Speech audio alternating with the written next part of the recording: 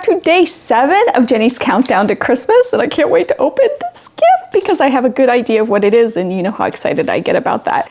But first, my name is Chris O'Neill from Sew the Distance. Thank you for joining me for this series, or for all my videos actually. And I will be getting back to my lessons from an old quilt series and my tutorials and all that wonderful stuff too after the holidays. But for the month of December, I love to do this, so it's so exciting, so much fun. All right, so let's just get to it and open day 7. Let's see if I'm right. Still trying to save those stickers. I don't know why, but it also saves the paper. Oh, there, got it up.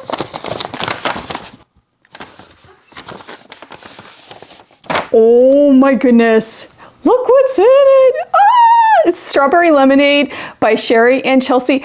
If you don't listen to their podcast, they have a great podcast. They also have I think they do a YouTube video for their podcast, but I love their podcast in the car, and they've been talking about this fabric line for a long time.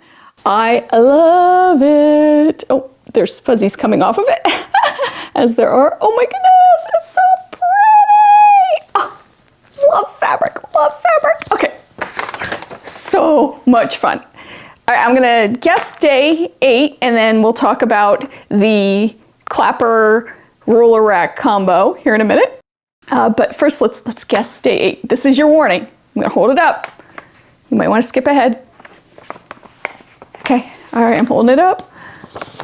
All right, now typically, when they give us some fabric, this is what they've done in the past.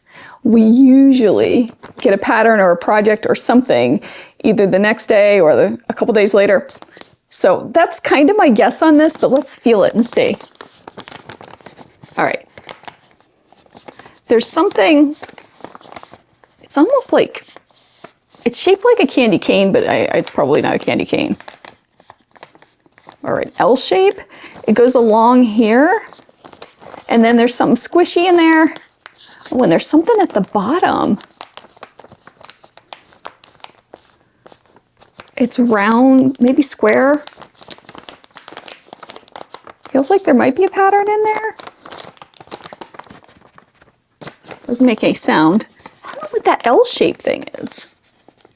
What could that be? Maybe a hanger, a quilt hanger, but we already got those hangers. Huh. We'll have to wait and find out for day 8. All right. I'm still so excited about this. I think this fabric is even sold out a lot of places, so that's even better. All right, the clapper. Now, some people asked about what a clapper is. Here's mine that I use all of the time. And all it is a piece of wood. I can't remember the kind that they use. I think oak. My husband could tell you, because it can't be anything that's gonna leach out any sap or anything like that. It's usually not finished. Actually, I think it's always not finished. I might be totally messing this up, but you want it to draw the heat up through your fabric and into this wood, and then it helps pull that heat through and gives you really flat seams, and it's wonderful, and it has a nice little weight to it too. Now, personally, I love this one because after I'm done flattening my seams, I can flip it over and let it cool off, so I'm ready for the next seam, because it's, you know, like this. Now, this one, you really can't do this unless you took the pegs out, which you could do. The other thing I was a little concerned about is the bottom, that it was too recessed, because you really want a nice flat edge. Now this isn't, it's pretty smooth. That was something that kind of concerned me. There are rulers on the bottom. My rulers, I checked them, they aren't exactly accurate, so it's a good guide, but it's not probably the best way to accurately measure something, but it'll give you a good idea of what it is. I also have a few chips in mine, so I don't know what happened there, but it's not a big deal. It doesn't really change the functionality of it. I really do like this, and I am going to use it. I probably will use it on my side table by my chair when I'm sewing, because it's a great place to put the spools of thread when I'm doing my hand sewing, and a place to put pins and needles. It's really great. Somebody did say they used it for their, I have an really old, ancient rotary cutter. I'm not sure if I don't know what they were saying. They said that they put it between these 2 pegs to hold it. So you could do that too. So it does have a lot of different purposes. It's a really great product. I love it. It's so cute and wonderful.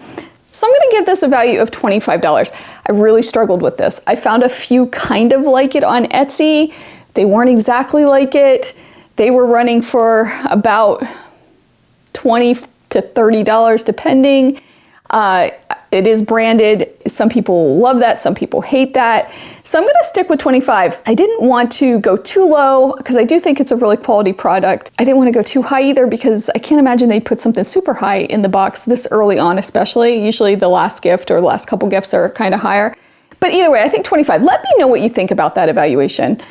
I think it's pretty fair, and I did do some extensive research trying to figure it out. So hopefully I'm right in the ballpark. If that's the case, let's do our final evaluation. That means with the clapper, not with the charm pack, but with the clapper, our total is $109.50, leaving $81.25 to go. I don't know about you, for being this early on, I think we're doing fantastic. We're definitely getting the value out of it. Not that there was really a question, but it always is in the back of your mind, is this worth it? And I'm super happy so far, and we're, on day 7, so how can you go wrong? I'm thrilled about this.